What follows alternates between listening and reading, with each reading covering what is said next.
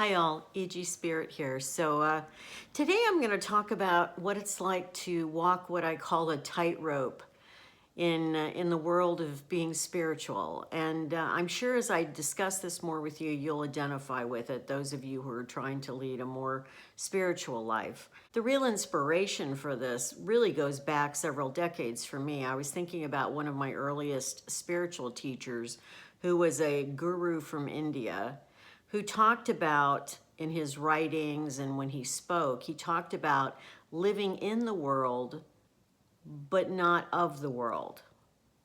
So be in the world, but not of the world. And that always stuck with me. And it sounded great, but I really didn't know how to put that into practice. So we're going to unpack that in this little talk I'm discussing today, because I think there's a couple of different levels on which that operates in our daily life. And I think one of those levels is the more just very spiritual level, in the sense of what we choose to focus on or think about, or the fact that we incorporate meditation or some other spiritual practice into our daily life. I think that's certainly part of it. But I also think part of it is in a very real sense, a practical sense, a physicality sense. In other words, it's what we surround ourselves with. And so I'm really going to focus, I think, maybe a little more on that, because that's what's come up for me lately in this transition I've made in my own life, where I've, moved across the country. I'm living on less stuff than I've had since I was probably in my early 20s. And I was talking to my best friend on the phone the other day, and I was telling her that I don't want a lot of stuff anymore.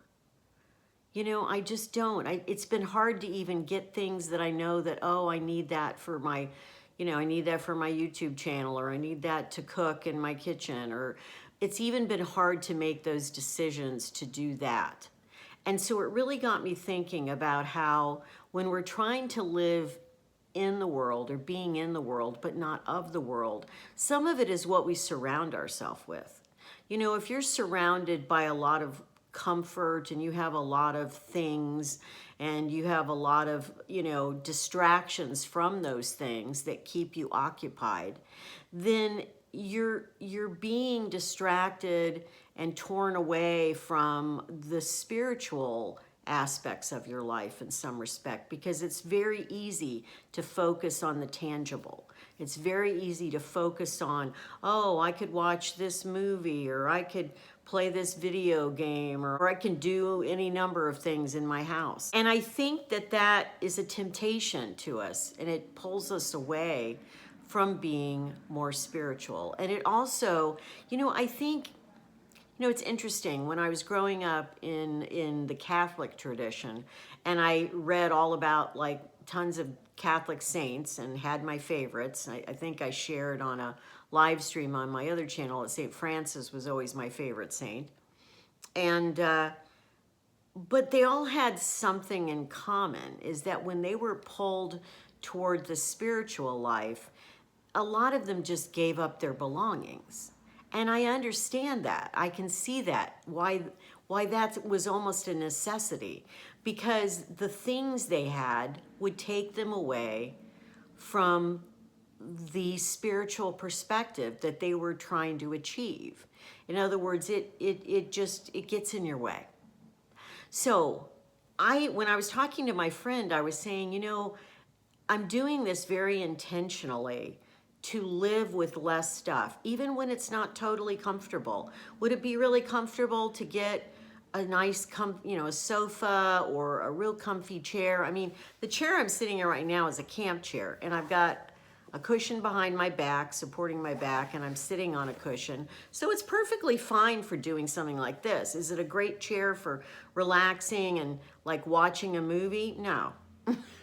So I just do that sitting on my bed, which actually I've done for a number of years. I've actually used my bed for, most of the stuff that I do as far as watching things, or even planning things or reading. I basically do it sitting up in bed. So I don't need a couch. I don't need an extra possession that's going to complicate my life in the sense that, you know, I'm sure that I'm going to move again at some point, and I really just don't want the hassle of that. I don't want to have to worry about it. And I don't want a lot of things that I'm not going to use. So I'm buying things with intention. In other words, I know I need that because I'll be using it. And, you know, initially I was upset when I left a lot of my kitchen stuff behind in California, and I only brought like one bin of kitchen stuff. But you know what? I've had to buy just a couple of things, 2, 3 things, and I might have to get a few more things as time goes on, but I still will have less stuff in my kitchen than I used to have. And that's probably a good thing. As long as I have the essentials to cook with, why do I need extra stuff? I don't. So, back to the concept of being in the world but not of the world. I think the first thing that helps us is establishing this kind of physical scenario for ourselves. In other words, establishing what we need versus what is excess, what is not going to really serve us on a daily basis, and what isn't necessary, basically. And then we're left with a lot more freedom to focus on the other aspects, the more spiritual aspects of our mind and our soul. And I think that, you know, I am intentionally doing this to create more space for growing spiritually, basically, because I've never really done this before. You know, when I got into a lot of spirituality back in 2014 in particular, I still had tons of stuff. I always had tons of stuff. I mean, maybe not as much as most people because I lived in small apartments and, you know, I could only basically fit in there what I could fit in there, and I've never been a hoarder. So it's not like I had tons of things stacked to the ceiling, but I did have a lot of stuff, and a lot of it wasn't really necessary. It was just stuff I hung on to because I thought, oh, well, maybe someday I'll need that. And I'm letting go of that train of thought now. I basically don't want anything that it's like, oh, someday I might need that. No, if I need it now, then I'll get it if I can. And if I don't need it now, I don't have to get it. It's as simple as that. So in this latter part of my life, which I have no idea how long it will be, I'm making a choice to minimize, and not in the sense of a true minimalist maybe, but I am minimizing my stuff in order to reduce the distractions to my spiritual life. And then in regards to being in the world but not of the world in a more spiritual or, you know, soul sense, I think a lot of it is making sure you spend time every day in some sort of spiritual practice or practices. So you might pray, you might meditate, you might do yoga, you might go for walks in nature, which is very conducive to enhancing spirituality. Do things that will enhance your spirituality rather than making choices to entertain yourself all the time. I think that's another aspect of this, which I think most people get trapped in that cycle where it's about entertaining yourself. You know, they have to do something so they won't be bored. And of course, if you've watched my videos on my other channel, you know one of the superpowers, maybe the only superpower I have, is that I don't get bored.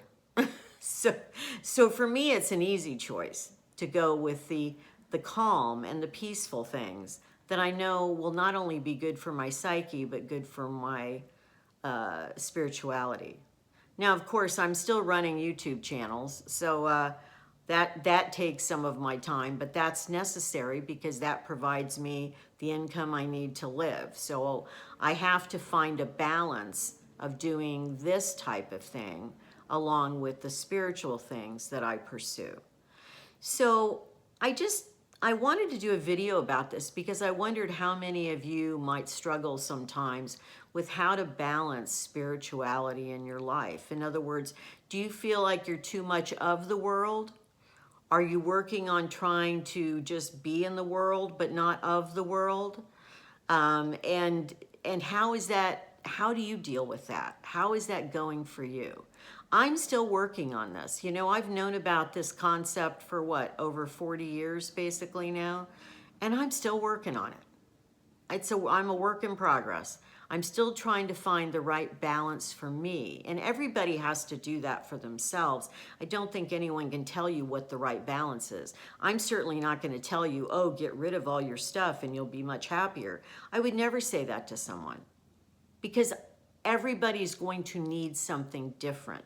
I know for me, it feels right to have less stuff. It feels right to go through a period of my life now where I live very minimally, or I actually call it essentialism, that I only have the things that are essential to me for what I'm doing in my life, whether it's my YouTube channel or just everyday living, cooking, things like that. I only have what's essential to me.